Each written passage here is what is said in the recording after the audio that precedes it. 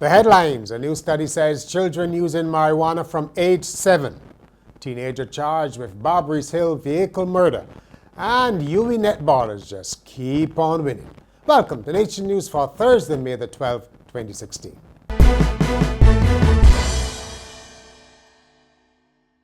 Thanks so much for joining us. The average age of first-time use of marijuana in Barbados is now 7 years, a new study says. Reacting to the finding, the director of the Criminal Justice Research Unit, Cheryl Willoughby, called for a stronger effort to tackle drug use. She said children must now be warned of the dangers from a far younger age. We've just conducted a survey of marijuana use in Barbados, and I am very, very concerned about the extent of use as well as the age of first use. The average age of first use in this country is 7 for marijuana use. And so we need now to redouble our efforts, not at 11, but we have to start at the nursery level when children can understand safe drugs and bad drugs. Ms. Willoughby was speaking at the opening ceremony of a program for children who sat the 11+. She said the unit was looking to acquire hard information to determine how widespread the problem of violence in schools is, rather than just relying on occasional stories. Police have charged a teenager with the Barbarees Hill stray bullet murder. 19-year-old Rashid Sylvester Cox of Ocean Road Deacon's Farm has been charged in the death last week of Veldine Hines. She had been shot in the head on the night of May Day while in the back of a moving vehicle and died 3 days later in hospital. Mr. Cox was also charged with wounding with intent and use of a firearm, also on May the 1st. He faces an additional count of engaging in unlawful sexual intercourse in August 2014. The Ministry of Agriculture has launched a demonstration farm at its Graham Hall headquarters to promote greater interest in farming. Speaking during a media tour of the farm, Permanent Secretary Edsworth Reed said it will feature modern farming and environmentally friendly techniques. The site will be fully completed later this year and will feature 2 fish ponds as well as aquaponics. Mr. Reed noted that while agriculture once formed part of the backbone to the country's economy, it is now a minor contributor to the gross domestic product. What we've done here is all the most modern techniques of sustainable agriculture, which is actually very serious sustainable agriculture. I'm speaking about agriculture that is climate friendly or climate smart, that environmentally friendly, and that type of match with what they call ecosystems and things around us. So what this will be doing is all of those techniques will be demonstrated. So farmers will be able to see, households will be able to see. And in doing that, we will expect, therefore, the agricultural sector to go in that direction. And it is needed at this time.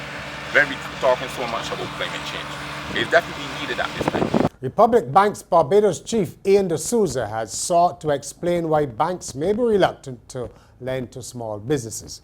He says commercial banks have to be careful how they manage depositors' funds so they can't take on the risks and cheap loans of development banks.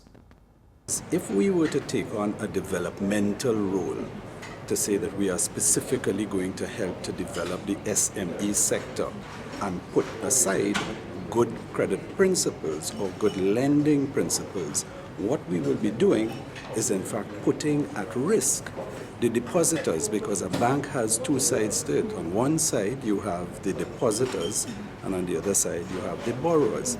The depositors are with us because they rely on us to ensure that we keep their funds safe and that we are able to pay them a reasonable rate of interest at the end of the month, the quarter, the year, what have you. So we have to be very, very careful in how we go about financing any business. A UK-based luxury travel company says Barbados is its best-selling destination, beating out competition like Dubai and the Maldives. ITC Luxury Travel's CEO Jennifer Atkinson said her clients want to come to Barbados ahead of anywhere else. Speaking to Nation News during a cocktail reception to celebrate 40 years of service to this country, she attributed its popularity to the quality and range of hotels and restaurants, as well as the vibe of Bajans.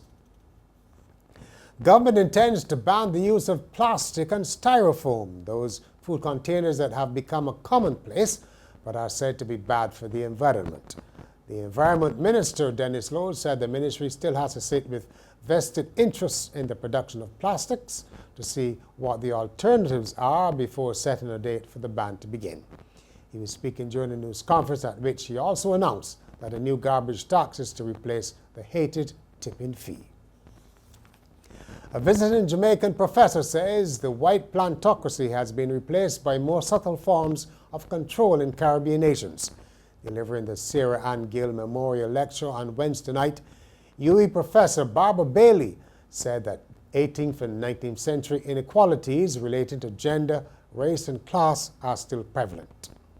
These structures, therefore, as in the earlier centuries, continue to serve the status quo and preserve privilege for the few, while the majority are disenfranchised and under-resourced in terms of meeting basic needs and maintaining a minimum standard of living. In another forum, I note that under independence, political systems and structures that emerged did not significantly disrupt financial dependence on the North. Arrangements with the International Monetary Fund and the World Bank spawned more intrusive hegemonic economic policies and produced more entrenched forms of economic enslavement. And social gains were eroded and basic human rights of vulnerable groups threatened. In sport, UWI Blackbirds remain on course for the netball double. In a one-sided match on Wednesday night at the Netball Stadium, UWI demolished newcomers Newbury 59-27 in the Division 1 League. The knockout champions enjoyed another good shooting night through Shanika Wharton, who scored 49 of her 52 attempts. Khadija Demongo scored 15 for All-Stars.